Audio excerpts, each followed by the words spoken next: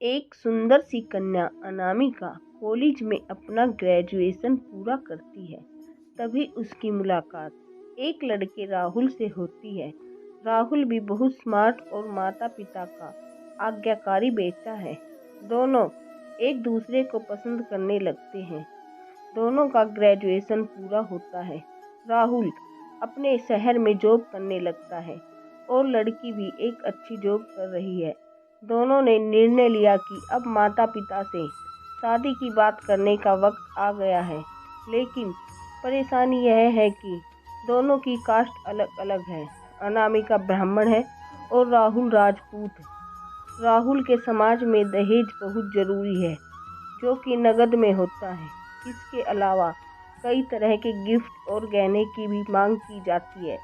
राहुल ने अनामिका को यह स्थिति स्पष्ट की और कहा, घर वालों को मनाओ। अगर तुम सभी मांगे पूरी करवाती हो तो मेरे माता पिता तुम्हें पलकों पर बैठाएंगे। अनामिका ने अपने माता पिता से यह बात कही। अनामिका के माता पिता को यह बात पसंद नहीं थी, पर अनामिका की जिद थी कि अगर मुझे दहेज दोगे तो मेरी इज्जत बढ़ेगी। अनामिका के माता पिता सक्षम भी थे, बिना मांगे भी अनामिका को बहुत कुछ दे सकते थे, पर उन्हें इस तरह दहेज की मांग करने वाले लोग पसंद नहीं आ रहे थे।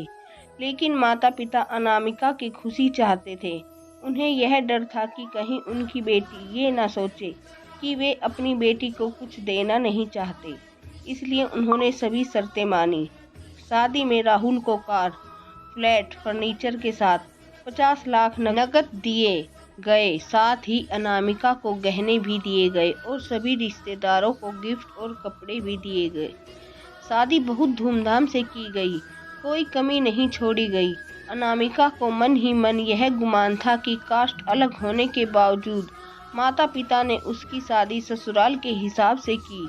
अनामिका को विश्वास था कि उसे बेटी बनाकर रखा जाएगा, उसे वही प्यार दिया जाएगा जो उसके माता पिता ने दिया, क्योंकि उसने अपने ससुराल का मान रखा है।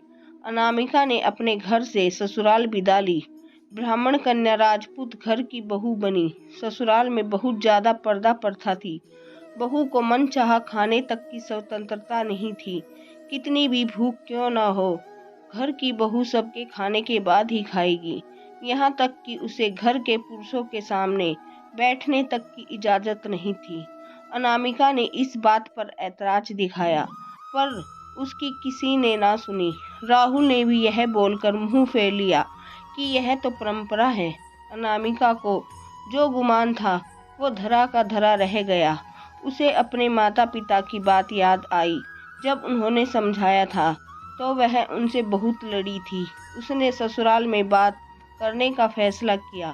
अनामिका ने अपने सास ससुर और पति से बात की, लेकिन उन्होंने नहीं सुनी और उसे बहुत बेरहमी से पीटा गया। अनामिका ने कभी ऐसा व्यवहार नहीं देखा था।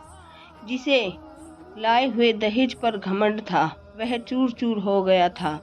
अनामिका को माता पिता से बात करने में भी शर्म महसूस हो रही थी और इसी कश्मकश में एक दिन अनामिका ने अपने आप को खत्म कर दिया।